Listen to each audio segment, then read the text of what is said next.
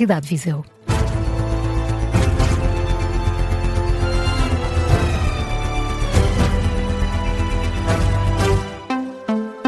Muito bom dia, notícias às 7 na Rádio Observador com Carla Jorge de Carvalho. A negociação da reforma laboral volta hoje à concertação social. É a derradeira oportunidade para o Governo tentar alcançar um acordo, isto depois de a CIP ter mostrado abertura para se aproximar da UGT. A UGT tinha rejeitado a mais recente proposta do Governo. A Ministra do Trabalho anunciou para hoje uma última reunião, está marcada para as 3 da tarde. A UGT já prometeu reafirmar as propostas anteriormente apresentadas e avisou que não vai ceder perante os pontos principais da proposta do Executivo. A Central Sindical não exclui também voltar a participar na greve geral, que já foi convocada pela CGTP para dia 3 de junho.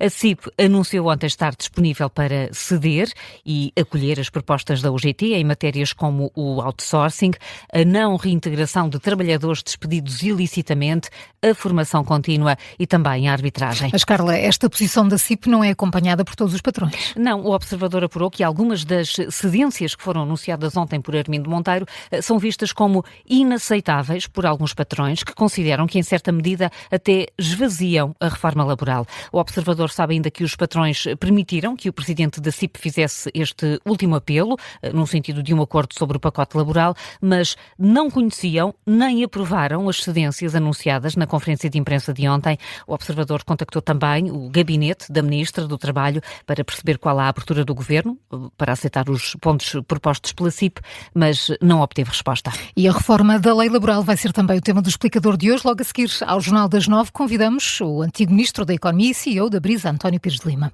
A poucas horas desta reunião, que pode ser decisiva, o Primeiro-Ministro deixa um aviso. O Governo não pode ficar refém de intransigências e garante que não vai desistir de avançar com a reforma da lei laboral. Luís Montenegro alerta que o Governo não se vai deixar ficar refém do que considera ser um imobilismo. Sendo este também um governo de concertação, é um governo que obviamente não vai desistir. Nós já demos muitas mostras de cedência, o que não podemos é ficar reféns da intransigência ou ficar reféns do imobilismo. Estes avisos de Luís Montenegro foram deixados ontem ao final da tarde no discurso dos 52 anos do PSD, numa cerimónia que contou também com a presença de Marcelo Rebelo de Sousa. O Primeiro-Ministro afirma ainda que este período vai marcar tanto a história de Portugal como os grandes períodos governativos. É uma referência indireta aos 10 anos de governação de Aníbal Cavaco Silva. O secretário-geral do PS acusa o Primeiro-Ministro de falhar na saúde. José Luís Carneiro afirma mesmo que fazer pior era impossível. O líder socialista acusa o Primeiro-Ministro de ser o responsável por manter em funções uma ministra que perdeu há muito a autoridade política e afirma que os problemas agravaram-se na governação da AD. O Primeiro-Ministro falhou de uma forma clara, de uma forma inequívoca, em relação à promessa que fez aos portugueses. Ele prometeu em 6 meses encontrar um plano de ação para responder à saúde. O que é certo é que o plano de ação que o Primeiro-Ministro apresentou não resolveu os problemas que visava resolver. Pelo contrário, mesmo com mais meios humanos, com mais recursos investidos, agravou o problema que já era suficientemente sensível no Ministério da Saúde. Pior é impossível. As críticas de José Luís Carneiro, depois de, durante a tarde, a deputada socialista Mariana Vieira da Silva também ter defendido a demissão da Ministra da Saúde, dizendo que a discussão em torno da revisão constitucional serve para distrair dos problemas da saúde. O Conselho de Ministros de hoje deve aprovar novas medidas para as urgências. De acordo com o diploma a que a Agência Lusa teve acesso, as horas extraordinárias dos médicos nas urgências acima do limite legal anual podem passar a valer um incentivo entre os 40% e os 80% do salário base. A ideia do Governo é que seja mais vantajoso para os médicos do quadro o trabalho em urgência, em comparação com os tarefeiros. O Conselho de Ministros deve também precisamente regular o valor do pagamento do trabalho das urgências a estes médicos tarefeiros. Os 16 detidos por tortura e violação na esquadra da PSP do Rato começam esta manhã a ser ouvidos em tribunal. São 13 agentes, 2 chefes da polícia e um civil. São suspeitos de crimes como tortura e violação contra pessoas vulneráveis, contra toxicodependência dependentes e sem abrigo, a maioria estrangeiros. Muitos desses abusos foram filmados e partilhados em grupos de WhatsApp com dezenas de outros agentes. O primeiro interrogatório está marcado para as 9h30 da manhã, no Campos da Justiça, em Lisboa. O Jornal Público revela, entretanto, que desde 2022 a abril deste ano, 82 agentes da PSP e 47 militares da GNR foram demitidos ou aposentados compulsivamente. As causas apontadas para estes afastamentos são faltas ao serviço, violência doméstica, ofensas à integridade física e desvio dos requisitos morais e éticos. No processo BPN há uma decisão judicial que se arrasta há tanto tempo que a juíza, no centro do caso, já se reformou. Falamos de um processo secundário do BPN. Estão em causa crimes de burla e de fraude fiscal qualificada. O Observador apurou que os autos estão à espera de uma decisão do Tribunal Constitucional há mais de 2 anos. Em causa está um incidente de recusa da juíza conselheira, que entretanto se reformou. O redator principal do Observador, Luís Rosa, explica como nasceu este imbróglio jurídico. Estamos a falar de um incidente de recusa de uma juíza conselheira, e esse incidente de recusa, que foi rejeitado no Supremo Tribunal de Justiça, onde o processo estava, foi alvo de um recurso para o Tribunal Constitucional. Ou seja, os advogados, copiando o Pedro de Lille e copiando a estratégia do Pedro de Lille na Operação Marquês, entenderam que o facto de uma juíza não ter sido sorteada naquela altura, em 2023, de forma informática e aleatória, e não tinha sido, isso dava lugar a um incidente de recusa. São as explicações do redator principal do Observador, Luís Rosa, na História do Dia. Este é o artigo que faz manchete, esta hora no site do Observador. Destaque agora para os grandes incêndios de 2022 que atingiram a Serra da Estrela. Quase 4 anos depois, os autarcas dos concelhos afetados alertam que os apoios prometidos ainda não chegaram ao terreno. Foi anunciado um plano para recuperar a região, mas continua por cumprir. Falamos de um incêndio que começou em agosto de 2022. Foi o maior das últimas décadas na região da Serra da Estrela. Durou mais de 2 semanas, consumiu cerca de 22 mil hectares, o que equivale a metade do Parque Natural. Na altura, o governo do PS decretou o estado de calamidade, prometeu que iria recuperar a região e que a Serra da Estrela iria ficar ainda melhor do que antes. Já em 2024 foi aprovado o plano de revitalização do Parque Natural da Serra da Estrela, com um orçamento de 155 milhões de euros. Passado todo este tempo, os apoios continuam por chegar. É o que denuncia o presidente da Câmara da Guarda, o autarca independente Sérgio Costa, ouvido pela Rádio Observador. O município da Guarda já executou cerca de 2,5 milhões de euros do plano. Recebemos 0 até agora. Não temos capacidade financeira, não temos mais liquidez para continuar a avançar com as medidas enquanto não nos pagarem este. E queremos saber onde é que vamos buscar o restante.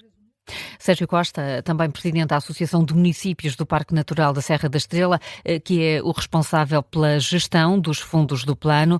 O presidente da Câmara de Manteigas, o independente Flávio Massano, também diz à Rádio Observador que esta espera dura já há 4 anos. Não temos tido respostas, ou respostas muito pouco concretas, sempre deixando para a frente, dizendo que não há dinheiro, dizendo que tem de se ver. E não passamos disto, portanto, 4 anos a aguardarmos. Já não há financiamento, não há verbas. Este governo não olhou para o plano de revitalização do Parque Natural da Serra da Estrela da mesma forma em que ele foi colocado numa resolução do Conselho de Ministros. E, portanto, na verdade também assistimos aqui, enquanto municípios, a um jogo do empurra. Os alertas dos autarcas de alguns dos concelhos mais afetados pelos grandes incêndios do verão de 2022, que destruíram cerca de metade da Serra da Estrela. O plano de revitalização do Parque Natural foi anunciado ainda pelo governo de António Costa, mas entretanto passou para a alçada do atual executivo da AD. O PS acusou o governo de Luís Montenegro de ter posto o plano na gaveta há 2 anos. O deputado socialista Nuno Fazenda afirma que pouco ou nada avançou na prática. Nuno Fazenda era secretário de Estado do Turismo na altura do incêndio, atualmente é coordenador da Comissão Parlamentar de Economia e Coesão, acusa o governo de Montenegro de não pôr em prática as medidas para revitalizar a Serra da Estrela. O plano da Serra da Estrela está há 2 anos na gaveta. Esse é um facto que tem que ser evidenciado. É um plano concreto que identifica de forma muito clara os projetos que estão em causa, as entidades promotoras, o financiamento, as fontes de financiamento e um calendário. E mais, este plano, já na altura, alguns projetos chegaram a avançar e posso até testemunhar e dar conta daquilo que foram projetos que nós chegámos a aprovar. Ora, o que acontece de lá para cá é que nunca mais nada avançou. A Rádio Observador pediu também um comentário ao PSD. Não houve disponibilidade por parte dos sociais-democratas para participar neste programa. No entanto, recentemente no Parlamento, a deputada Dulcineia Moura afirmou que tem havido consideráveis avanços no plano de revitalização do Parque Natural da Serra da Estrela. Este é o tema do Onde para o Caso de hoje, um programa para ouvir na íntegra, mais logo depois do Jornal das 5 da tarde política. 7h10, Carla, que outras notícias estão em destaque? No Irão, o Presidente do Parlamento nega que esteja iminente qualquer acordo entre Estados Unidos e Teherão, classifica como falsas as notícias que dão conta de uma aproximação entre os dois países. A verdade é que o Irão ainda não respondeu ao memorando de 14 pontos apresentado ontem por Washington com vista ao fim do conflito. Teherão negou também qualquer envolvimento na explosão a bordo de um navio sul-coreano no Estreito de Hormuz no início desta semana, apesar das alegações de Donald Trump. Marco Rubio é hoje recebido por Leão XIV no Vaticano. O encontro surge numa altura em que Donald Trump volta a criticar o Papa devido aos conflitos internacionais de ascendência cubana. O secretário de Estado norte-americano afirma que pretende falar com Leão XIV sobre o envio de ajuda humanitária para Cuba. O cruzeiro, que tem um surto de antavírus, já está a caminho das Ilhas Canárias. O destino final era Cabo Verde, mas as autoridades locais não permitiram. Como alternativa, a Organização Mundial de Saúde e a União Europeia pediram ao governo espanhol para que recebesse o cruzeiro.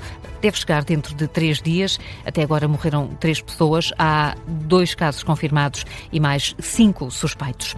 Dia de eleições autárquicas em Inglaterra e de eleições regionais na Escócia e no país de Gales. Os resultados da ida às urnas podem determinar o futuro do primeiro-ministro britânico, Keir Starmer. Estas são as maiores eleições desde as legislativas de 2024, pelo que os resultados podem ser um indicador do apoio ao governo britânico e ao atual primeiro-ministro.